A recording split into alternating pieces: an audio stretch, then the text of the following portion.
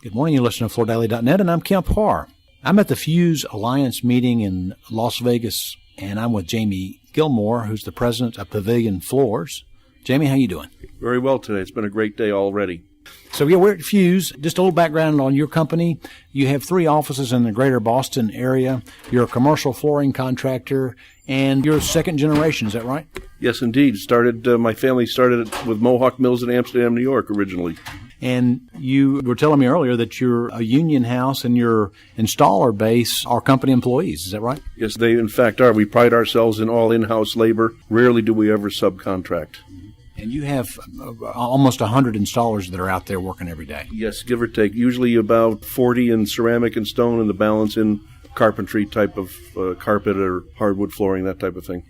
Tell me how this business has evolved since it's been under your guidance.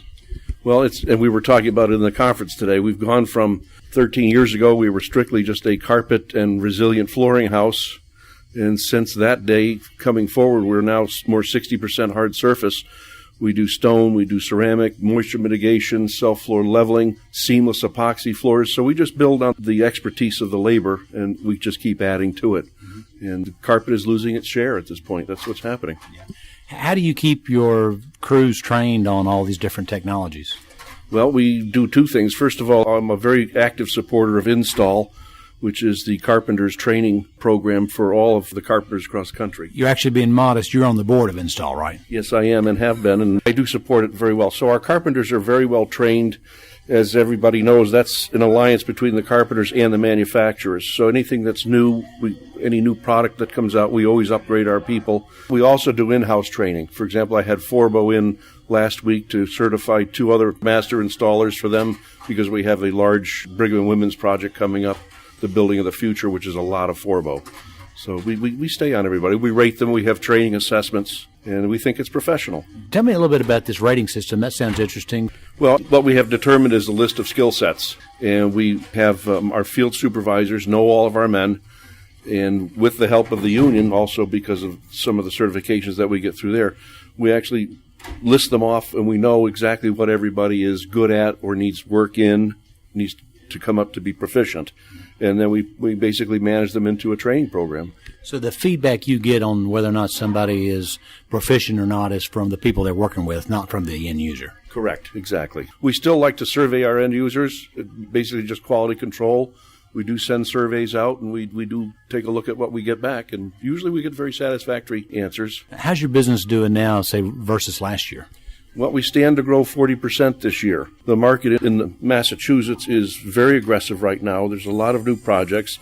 I think overall commercial construction should grow 10% this year and again next year. For example, we just added the government services program where we now have 3 people that are just selling to the Commonwealth of Massachusetts. So that's a whole new endeavor for us that we've added this year. We're trying to grow when the market is right to grow. So, Jamie, just to reiterate this, you're going to grow 40% this year, even though construction is going to be up 10%. So you probably are taking some share, you think? Yes, we are taking share, and we're taking niche share, too. We're looking at specific product niches, customer niches that we can take advantage of and serve. So we're at the Fuse Alliance meeting, and I'm thinking you probably come to this every year, don't you? I have for the last 3 years, yes. How long have you been a member of Fuse? 3 years. What do you get out of these meetings? Why do you come, and what are you looking forward to?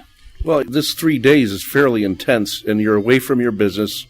You're allowed to focus on the bigger picture. I'm also with colleagues. I do have a sister company that is in the furniture side of things, and there's other companies here that have furniture components. So we do best practices here. I usually leave here fairly energized and then put people through their paces when I get back to the office. And usually it's all best practice and it's all good. What are some of the challenges you're facing? What's keeping you up at night now? I think just going to market, and we spent a lot of time today on social market, just trying to upgrade those kind of representations to our client base. We try always to strive to be different and not considered to be the same as our competitors. We want to serve more. We want to be more proactive, less reactive. How about this issue of some suppliers who want to try to go direct with the end user and then just want you to install it? Will you play that game as well? We try not to. We try to discourage that. That's been going on forever. I know it's new issue now, but it's been going on for the last 30 years. We will do some of that work, but the way we're set up in Boston, not too much of that goes on at this point. Well, that's great. It's good to talk to you again. Been talking to Jamie Gilmore, who's the president of Pavilion Floors with 3 offices in the greater Boston area, a Fuse member, and you've been listening to Kemp Harr and FloorDaily.net.